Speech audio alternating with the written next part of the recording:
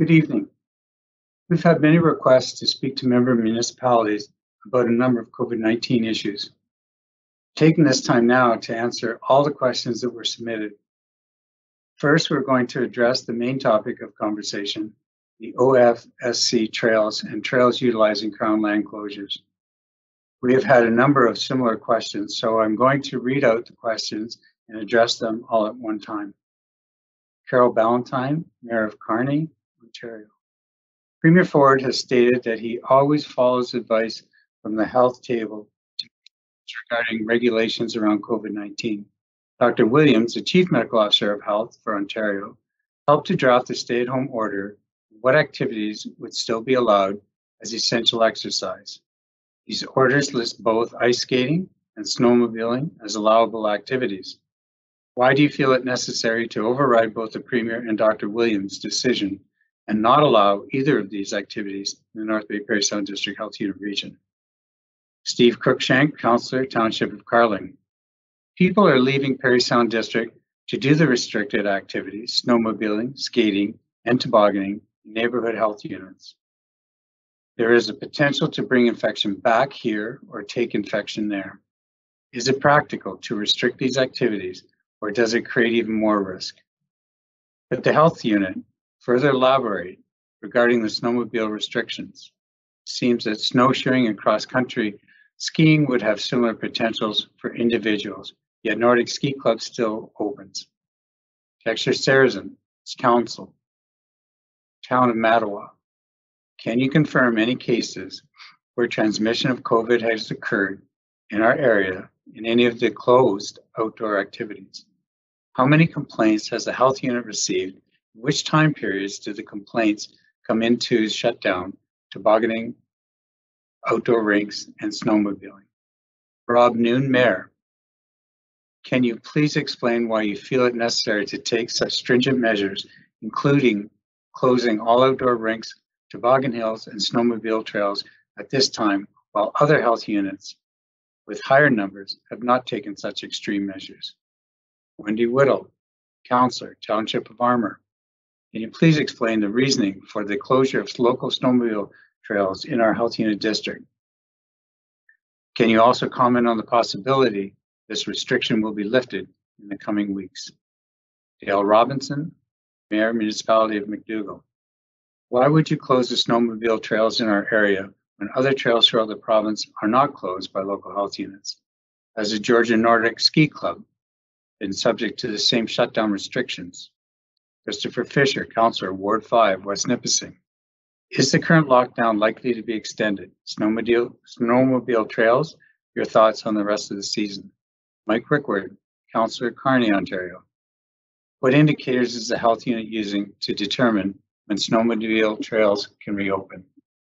These are all really very good questions, and I can understand how trying the additional closures are, but we have been told to stay home, and we need to do so. These closures are only in place until a stay-at-home order has been lifted, and we will reevaluate that time. The province is facing a health crisis, and we must do everything possible to reduce the risk of spreading COVID-19 in order to save lives.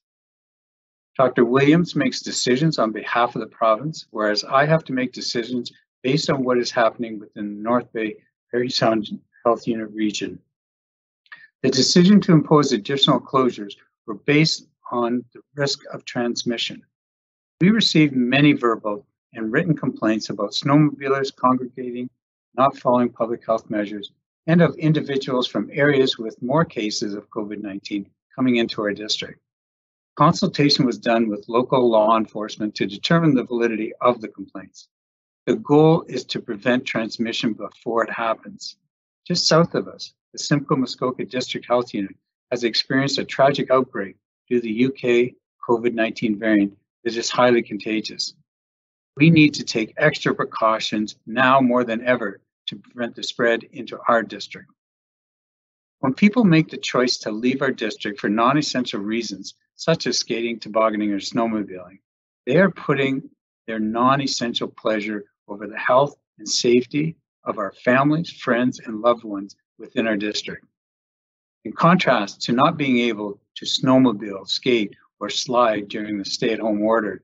What would truly be intolerable is having a loved one in hospital due to COVID-19, not being able to visit them, or not being able to visit close family members in long-term care, or not having room in the ICU when a loved one really needs it. We don't want our doctors to have to make tough decisions about who gets an ICU bed or ventilator and who does not. January has brought us our highest number of cases in a single month at 56. We are seeing the daily number of people testing positive in our district dropping, and it is important that we keep this number low to help reduce the burden on the hospitals and long-term care homes locally. At this time, the health unit has not received a significant number of complaints about individuals not following public health measures or traveling from outside of the district to use cross-country ski facilities. I will continue to review other activities within our district and determine if there is need for further restrictions. Although it seems that residents in our district suffer the most from these additional restrictions, we're actually gaining the most by slowing the spread of COVID-19 and saving lives. We've also had a number of questions pertaining to the closure of skating rinks, skating trails, and tobogganing hills. I'm going to read out the questions and address them all at once again. Steve Cruikshank, Councillor, Township of Carling. Would municipal rinks not be better monitored than backyard unsupervised rinks that are now popping up everywhere? Restricting tobogganing seems to undermine the public's positive perception of the health unit. Does this concern the health unit? Mayor, Municipality of West Nipissing. I commend and recognize all the efforts done to protect our communities and our residents. However, highlighting a concern regarding the closure of order of outdoor rinks, tobogganing hills, and snowmobiling trails. Residents are traveling to neighboring health unit districts, which for some people is only a few kilometers, to enjoy these outdoor activities. Why is it that our neighboring health units, east and west of us, can continue to enjoy these outdoor activities and our health unit district cannot? Will there be reconsideration of the closure order to reopen the outdoor skating rinks, tobogganing hills, and snowmobile trails? Rod Ward, Councillor, Township of Armour. We greatly respect the work that the North Bay Parry Sound Health Unit has done during these trying times. The fact that our COVID numbers in the district have remained low is a testament to the hard work in public health. I'm a little perplexed, however, on the decision by the health unit to close all outdoor rinks and toboggan hills.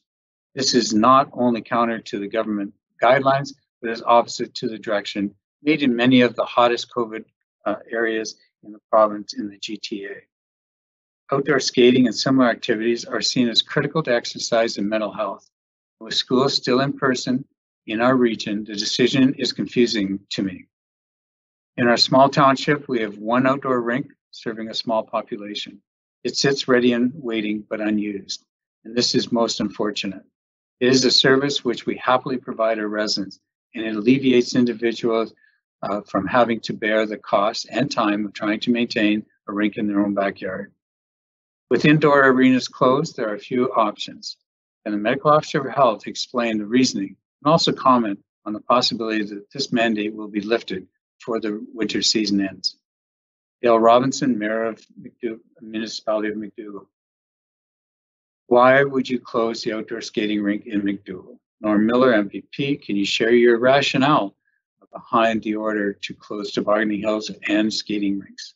Steve Cruikshank, Councillor, Township of Carling. How are the imposed recreational restrictions being balanced with the need for recreation? I can't reiterate this enough. We are in a pandemic. This is a health crisis, and we need to do everything that we can to help slow the spread of COVID-19. When required to follow the public health measures outlined in the provincial framework during the stay-at-home order, many people were not following these measures on skating trails, skating rinks, and tobogganing hills. Closures were done based on the risk of transmission. We received a number of calls and complaints about individuals on skating rinks, skating trails, and tobogganing hills not following public health measures. We need to act now to prevent transmission from taking place. These are preventive measures. Under the stay-at-home order, individuals are not to gather with groups more than 5 and not to be in close contact with individuals who they do not live with. The exception is people who live alone. They may be in close contact with one exclusive home. Individuals who choose not to follow these rules are at risk of being fined. This includes locations such as backyard skating rinks and toboggan hills. If your rink or hill is not big enough to distance, you cannot gather at these locations. I have not restricted in-person learning due to the regulated safety measures that are in place for our students. Schools are required to ensure the safety of their students through distancing, frequent hand washing, and the use of coverings. Personal protective equipment is in use. Our district has never had COVID-19 cases in school-aged children that were acquired in school. There have never been any outbreaks either. Schools are being closely monitored, and schools are essential for the mental, physical, and social well-being of our children. And many students in our district face barriers to distance learning. School is also not a tourist attraction, bringing individuals from other districts into our region. Skating, tobogganing, and snowmobiling are not essential. There are many other activities you can do in the winter to boost your mental health. We encourage you to take part in those while following public health measures. I will not speak to the decisions of my colleagues at different health units. Each individual medical officer of health needs to make the decisions that they feel are best for their district to help slow the spread. The work that we're doing locally is working. We have one of the lowest positivity rates per 100,000 in the province, but this doesn't mean that we can stop following public health measures.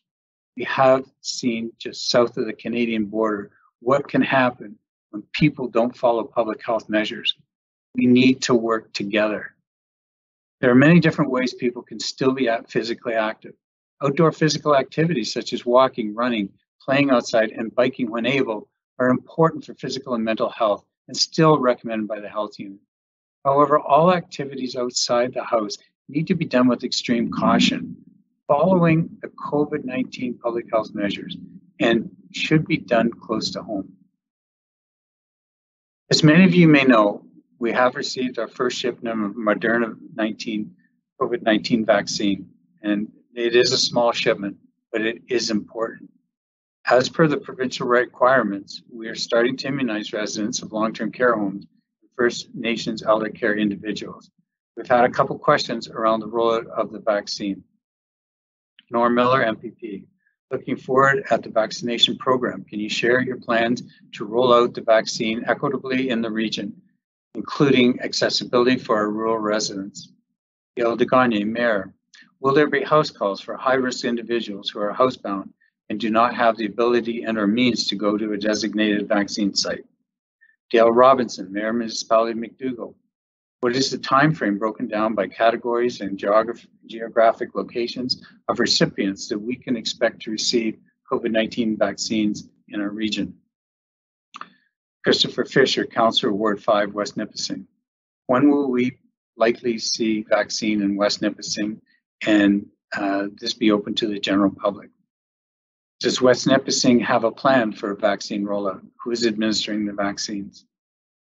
Mayor, Municipality of West Nipissing.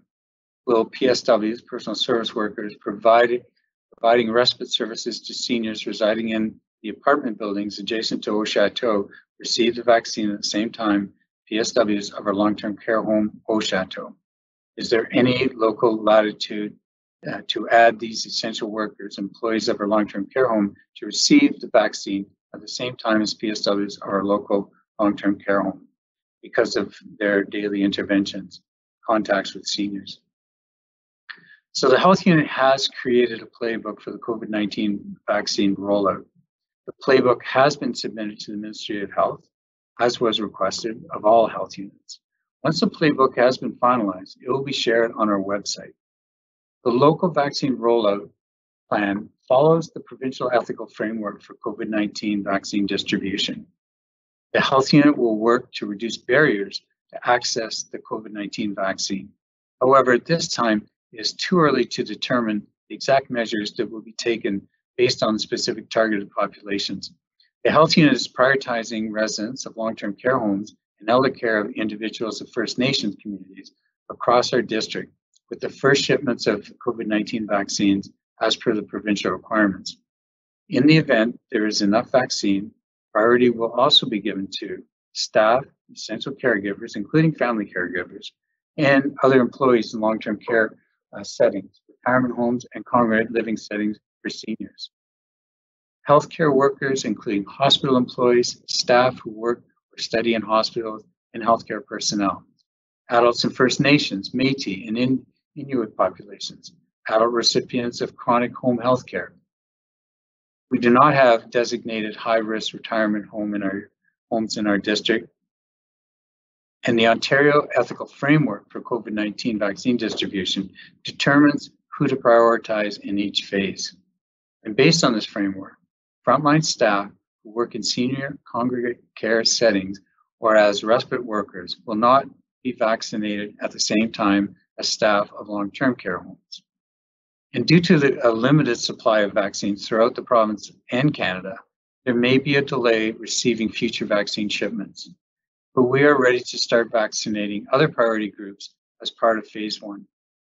We're unable to answer some of your questions because we simply don't have that information. Beyond the supply we have administered and what is confirmed to complete long-term care residents and First Nations elder care individuals, we do not know the type of vaccine we'll be receiving, the number of doses allotted, or when it will arrive. But we are committed to provide as much information as soon as we are able. We have to be patient. It's just the reality we face. When you think about what has happened in a year's time, it is exceptional. It's extraordinary that we have a vaccine at this time. It has been produced in the shortest amount of time in the history of production of vaccines. So we're very hopeful and it's very encouraging. With regards to information about details of which homes, when they were done, that's all going to be coming out. But initially, we won't be informing the public of the number of COVID vaccines received or times and dates of vaccine administration in long-term care homes due to security and privacy. But once that has taken place and we're done, we'll be releasing something very quickly. And tomorrow we'll be putting out some information in that regard. But this was really in alignment with the recommendations the health unit received from local police. With such limited vaccines, it's imperative that all precautions are taken to help prevent the threat of vaccine theft, which is also related to the safety of our staff of long-term care homes and residents. So once all long-term care home residents and elder care First Nations individuals have been immunized, the health unit will release all of the information. Since the start of the COVID-19 pandemic, we've had a number of questions about the way we're displaying our COVID-19 case counts locally. Gail DeGagne, Mayor, will the health unit consider increased transparency around COVID-19 cases by sharing the municipal emergency personnel, the active case count by municipality? Gail Robinson, Mayor of McDougall. Why will you not provide better geographic breakdown of COVID-19 cases so that our residents can see that their efforts are paying off? Why was our previous request for more specific local location information on outbreaks not granted? These are great questions. We recognize that this is a difficult time and certainly appreciate the desire to know as much as we can about what is happening in our community. We have given the question of how we report COVID-19 data a great deal of thought. And it really boils down to two key things. First one, privacy. In accordance with privacy legislation, the health unit will not disclose the person's district of residence or their exact municipality in combination with other information we do provide. Many of the municipalities are very small, and it's important to us that we protect anonymity of those with confirmed cases of COVID-19. Risking someone's anonymity only serves to satisfy public curiosity, but does not change public safety, nor the actions we're asking the public, businesses, and municipalities to take. You have to assume COVID-19 is already present in every municipality. Our greatest concern, however, is that public safety would be jeopardized if people relax their COVID-19 precautions if there's nobody who is tested positive in their community. We all need to assume that COVID-19 is present in our respective municipalities and take the appropriate precautions. Many who have COVID-19 have no symptoms or have only mild symptoms. Therefore, they do not seek testing and are not presented in district case numbers. That is why it is dangerous to wait and act only on information about positive confirmed cases. It creates a false sense of security, and then it's too late. Action should not result from knowledge of a positive confirmed case of COVID-19. The actions we take as citizens, as businesses, and as municipalities should be the same whether there are several or no confirmed cases in our communities. We don't want citizens to consider a firm positive case of COVID-19 as the only indicator that it is in their community. That simply isn't true. To flatten the curve, we must assume that we and everyone around us could be positive for COVID-19. We have seen community spread, meaning that the individuals do not know where they got COVID-19. Studies have indicated that for every one positive case we know about, there are approximately 5 we don't know about in the community, which increases everyone's risk. You could be spreading the virus and not even know it. This is an important reason for asking everyone to follow public health measures, especially stay-at-home orders. It is also important to note that with this reporting decision in place, we did flatten the curve and slowed the spread of the virus during the first wave. We currently have some of the lowest case numbers per 100,000 throughout the province. Other areas that have provided more detailed geographic information have not demonstrated that it was helpful in slowing the spread of the virus. And I understand not having detailed information might be frustrating, I really do. But the unknowns of COVID-19 are extremely tough for all of us. Please know that by continuing with infection control measures in businesses and workplaces and using precautions like physical distancing, wearing face coverings in public spaces, and washing our hands, we are doing the very best things for ourselves and for those around us. These seems to have been a lot of the hot topics of conversation, and rightfully so. And there has been a lot of conversation, and it is important that I continue to keep the district informed. I will now address the one-off questions that we've got. Mayor Municipality of West Nipissing, is there any consultation with neighboring public health units prior to adopting a local order for our health unit district? There are many times that the medical officer of health across the Northern Ontario and those that surround our district work together to have a united response. However, all medical officers of health have to look at risk factors related to the spread of COVID-19 within their own district and have to make individual decisions to best protect the individuals residing in their health units district. Dale Robinson, Mayor Municipality of McDougall. Why should we have any faith in unscientific and unilateral decision-making? Wasn't that long ago that you resisted face mask protocols? This makes it difficult for people to believe that your more recent decisions are any more rational or scientific. To be clear, I was always supportive of face coverings as part of a comprehensive approach to reduce the spread of COVID-19. I was advocating to the government to make face covering a provincial directive, as I believe that is how it should have been implemented. When that didn't happen, I acted. COVID-19 was a novel or new virus. This means that we are learning more and more about it every day. New science is coming out every day. I make my recommendations based on the best available evidence that I have at the time. I can understand that it can be confusing and difficult to keep up with ever-changing recommendations, nationally and provincially. We must continue to follow the most up-to-date recommendations based on the science available. Most importantly, what we do know for sure is that every time we increase social interaction or contact without following public health protective measures, we increase the risk of spreading the virus. Chris Fisher, Councillor, Ward 5, West Nipissing. There's been some talk of northern bubble approach among various councils in the area. What is the health unit's position on this? If I live with a higher risk individual, what are the chances my kids can return to school this coming September without putting him at risk? Well, Ontario is currently under the stay-at-home order. Individuals should be avoiding any non-essential trips outside the house. And this, of course, includes travel outside the district, even if that is to a neighboring northern district. Even when the stay-at-home order is lifted, travel between districts would not be recommended, and a northern bubble strategy would be too resource-intensive to enforce. It is too soon to know what September will bring. Individuals who choose online learning will need to continue to do their own risk assessment to determine their individual comfort with returning to in-person learning. What are your thoughts on gatherings? Will people be allowed to gather in substantial numbers by midsummer? Events or concerts? Well, no one really knows for sure. Based on COVID-19 vaccine rollout plan, it doesn't seem that summer concerts or large events will be able to take place. It is unlikely that mass vaccinations of the public will occur anytime before April or May in the beginning, and it's going to take months and months. But eventually, everybody that wants a vaccine will get a vaccine. The priority needs to be on really keeping our community safe and the administration of the COVID-19 vaccine as widely as possible. And we recommend that people continue to follow the public health measures as they adapt to the evolving situation. Lyle Hall, Mayor.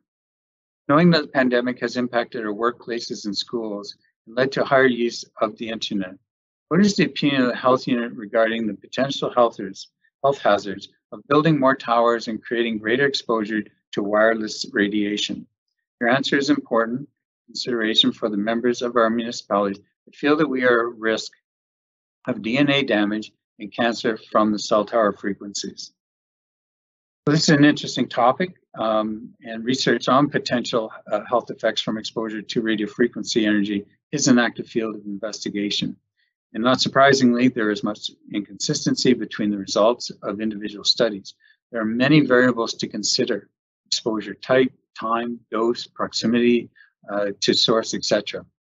Given the experience with other sources of non-ionizing radiation, such as power lines that have been in use much longer than cell phones or Wi-Fi, it is unlikely that all controversies related to potential radio frequency effects will be resolved even after decades of additional research. It's very difficult, therefore, to provide definitive advice on the topic. However, it is believed that there are few situations where the general public is likely to be exposed to fields that exceed the reference levels contained in current exposure guidelines.